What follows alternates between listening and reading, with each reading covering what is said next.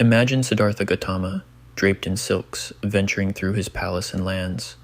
Despite surrounding himself with luxury and pleasure, an unseen hollowness haunts him. What begins as unease grows into unrelenting despair. Finally abandoning his kingdom, he embarks on a quest for the source of suffering itself. Centuries later, the French mathematician and physicist Blaise Pascal wrote in his Pensées about a similar shared feeling as that of Siddhartha's. Though his mathematical mind reveals life's mechanical truths, he confesses a calling abyss inside. There is a God-shaped vacuum in the heart of each man which cannot be satisfied by any created thing but only by God the Creator, he writes. This hollowness expressed haunts us all. Deep within each of us lies a silent abyss, an untraceable emptiness that aches. We toss anxiously in the night, longing to grasp what eludes us. In daylight we rush onward, hoping to outrun the void's crippling burns. Yet it persists, this incompleteness. We seek for a fulfillment just beyond reach. At times the pain overwhelms. We fall into doubt that our life's purposes will only remain unanswered. But the mystics assure us, this suffering serves a special purpose. It is not a curse, but a gateway. By confronting rather than fleeing its depths, we can transform hollowness into wholeness. Like Siddhartha and Pascal, we too feel an inescapable void. Our search for its remedy shapes life's journey. Some turn to vices, numbing the emptiness briefly before it returns in force. Others seek fame and wealth, only to find the hollowness remains after it has disappeared. Do we allow this heavy feeling to burn within us? Or can we transform it, like the alchemists of the Middle Ages, into wholeness and peace? To heal the hollowness within, we must delve into its origins, as spoken of by the mystics and echoed through the tales of humankind. These voices speak of a spirit's quest for connection, a pulling deep within us for something more, something that completes us.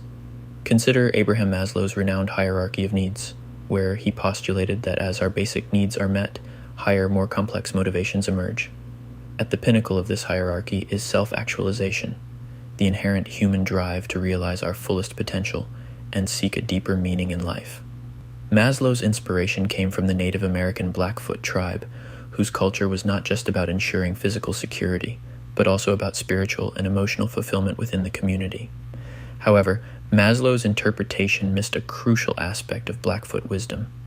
In their culture, self-actualization was not an individual pursuit, but a communal one, focusing on aligning personal gifts for the well-being and continuity of the tribe, a service extending beyond the self. What we see here from the graphic is that unlike Maslow's pyramid, Blackfoot's goes beyond the individual self. It goes beyond the needs of the self and into something we all often miss: community actualization and cultural perpetuity. The strange phenomenon he found when he went to visit the tribe was the quality of self-esteem. He found that the individuals within the tribe averaged 80–90%, whereas that caliber of esteem was found between 5 to 10% in our first world country. And it was because of how much they had to give to one another as a community. The pursuit of fulfillment and wholeness resonates with the thoughts of philosophers like Blaise Pascal, who spoke of the inner God-shaped hole, a void that we strive to fill. Various religions attempt to quench this thirst by providing a connection to the divine, while sages throughout history have advocated for expanding our consciousness to nurture our spiritual nature. What appears is that the path to resolve opens two-way from this void. On one hand, you may call it vertical enlightenment, an emphasis on the individual and transcension of primal to more complex needs, something like what we find with the famous hierarchy of needs from Maslow's pyramid. On the other, there's a horizontal enlightenment, an openness, inclusivity, breadth, and interconnectedness between oneself and various aspects of life. This we'd call divine love, as it provides more depth and context to life. As a result, we find more meaning within existence, more value as individuals and collectives, and a more deeper experience to our time here. The path to fill this void is also reflected in the hero's journey, where critical voids emerge at the refusal of the call to adventure. By facing and overcoming life's challenges, we step into a fuller version of ourselves.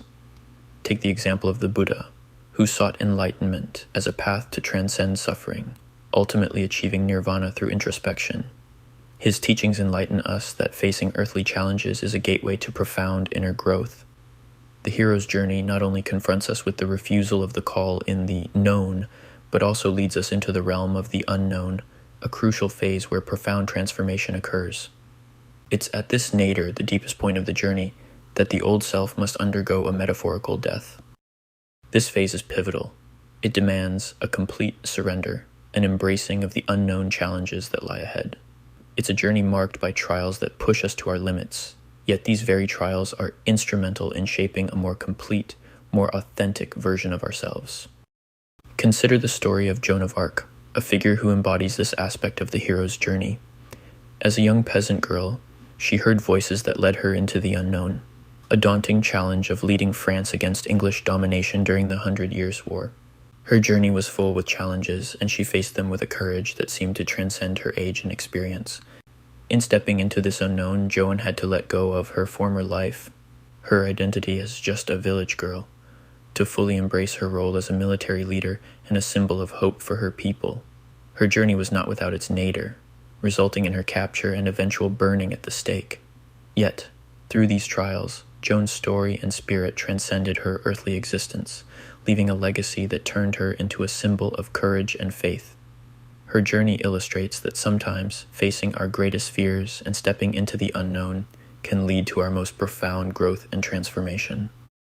In the hero's journey, both the refusal of the call and the descent into the unknown are essential experiences. They represent the dual aspects of our struggle against change and our eventual acceptance of it. These journeys, though full with challenges and moments of despair, are integral to our growth. They teach us resilience, fortitude, and the ability to rise reborn from the ashes of our old selves.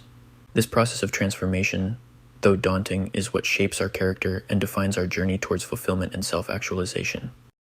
Modern psychology also aligns with these ancient teachings, placing great importance on emotional intelligence, or EQ. EQ is not just about self-awareness or managing emotions, but also encompasses empathy and understanding. Individuals with a high degree of EQ can recognize and explore their inner voids, transforming them through self-reflection and knowledge. What we find here is that spirituality is not measured by IQ itself, but by EQ, our degree of willingness to form interconnections between other aspects of life. Just as our own unique biology is composed of millions of cells, various tissues, and organs, the interplay of all these components form a spiritual union, giving us life when they all cooperate together in harmony. Consider Nelson Mandela, who, despite 27 years in solitary confinement, emerged with a reinforced drive to end apartheid. His remarkable resilience allowed him to form deep connections, forgive his captors, and lead with unmatched power. His high EQ was a fountain of inner purpose and strength. Similarly, Mahatma Gandhi's journey into stillness and self-inquiry enabled him to lead India to independence through nonviolence. His deep understanding of himself allowed him to connect profoundly with others, becoming a beacon of peace and transformation. The collective wisdom of sages, mystics, philosophers, and psychologists uncovers a universal truth. Our inner selves seek expression and connection. When we feel disconnected from our purpose and meaning, a sense of hollowness ensues. But by journeying inward and then giving ourselves fully to life, we can fill this void. The presence of this void signals that we have outgrown our old selves. It signals a thirst for actualization, a calling to be, create, and contribute with our fullest essence. Now that we've explored this void, let's discuss how to heal it. One of the most potent cures to this darkness is connecting deeply with a primal inclination of ours, a life's task, a purpose, a calling. When we find ourselves adrift, the zest of life diminishes. We feel robotic and automated. There's little to no novelty in our lives. Our growth stagnates and dulls with time. We become disconnected with our work. However, when our actions move with a greater power behind them, all of the sudden, we find ourselves animated and alive. Our creativity kindles stronger than ever. We feel an urgent need to complete what's at hand, to move on to something bigger at whatever the cost. Consider Ludwig van Beethoven. Even after losing his hearing, he was driven to compose his greatest symphonies. Despite his suffering, he tapped into an inner creative wellspring. Beethoven shows us that when we align with our deepest callings, we can transcend adversity. Beyond expressing our talents, giving ourselves is another pathway to wholeness. Helping others through hardship we have faced applies our experience meaningfully. Volunteering time to causes aligned with our values forever fills the soul.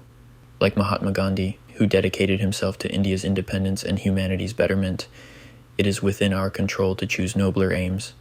By serving his people's freedom at great personal sacrifice, Gandhi found his life's profound purpose. Seeking connection with forces larger than our individual selves is another key pillar. Spending time absorbed in nature's beauty often renews spiritual energies. Art, music, and storytelling also unite us in spiritual shared experiences. Most importantly, regularly redirecting consciousness inward cultivates inner wholeness. Through self-inquiry, we may discover wisdom. Marcus Aurelius, in his Meditations, wrote about the value of introspection for understanding our place in the cosmic order. He suggested that in solitude and reflection, we not only engage in self-analysis, but also connect with the universe's vastness. This inward journey is more than a personal exploration. It's about realizing our role in a larger narrative where each individual's journey intertwines with a greater cosmic story. In practicing such reflection, we align ourselves with the universe's rhythms, gaining a sense of peace and purpose. This process brings into focus the significance of our actions and thoughts, instilling an empowering realization that our lives and actions contribute to the tapestry of life. It must also be mentioned that our being has many dimensions, each requiring different needs in their own due time. If your work no longer aligns with your values, contemplate a change. If relationships feel stagnant, examine if you've outgrown the bond. If spirituality calls, try new practices or be open to new teachings in order to nourish that aspect of self. When we lose our way, the void reminds us to reconnect with our truth. Each phase of life demands its own recalibration as we actualize more of our potential. Regularly go within, taking inventory of the path ahead. Our inner compass will reveal where we must go next to continue our soul's sacred journey. By expressing our authentic gifts, surrendering to forces greater than self, and journeying inward, we fill the silent abyss with the riches of purpose. What first appeared as an insurmountable emptiness becomes a mountain of meaning and devotion. This enables us to give fully, participate in writing life's unique story, and fulfill our highest selves. Keep thy heart with all diligence, for out of it are the issues of life. Proverbs 4:23.